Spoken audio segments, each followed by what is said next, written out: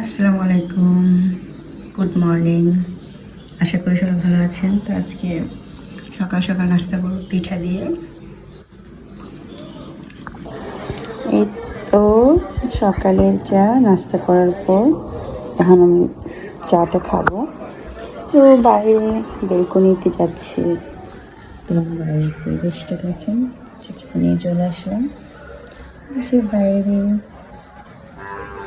হালকা রোদ উঠেছে সকালবেলা।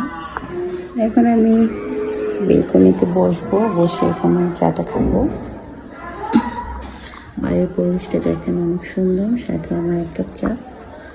অনেক মজাদার চাটা দেখতে পারতেছেন, খুব সুন্দর কালার এসেছে। আমি চাটা এনজয় করি। রান্না করার জন্য এই যে মাছ ভেজিয়ে নিলাম, শোল মাছ, রুই মাছ। এটা রান্না করবো। এখানে নেহারে জন্য আমি পায়া ভিজিয়ে নিলাম, আজকে রান্না হবে।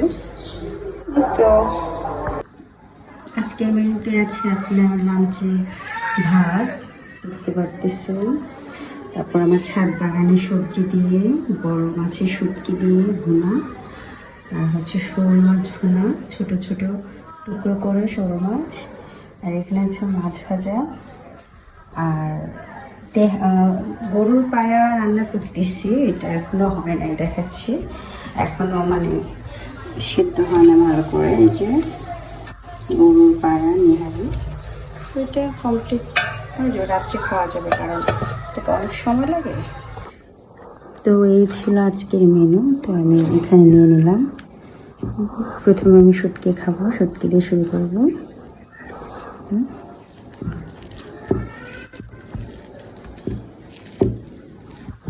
বিসমিল্লাহির-রহমানির-রহিম।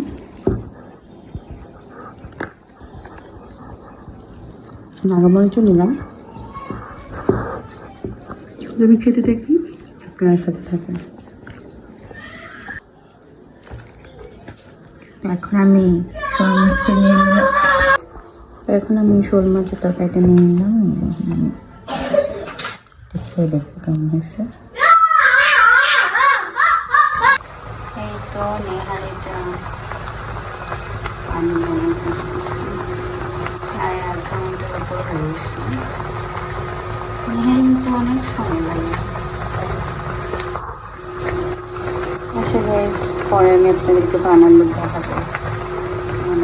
সন্ধ্যা হয়ে গেল, এখানে চা বসাই নিলাম, আর এখানে বাচ্চার জন্য দুধ গরম করে নিচ্ছে। তো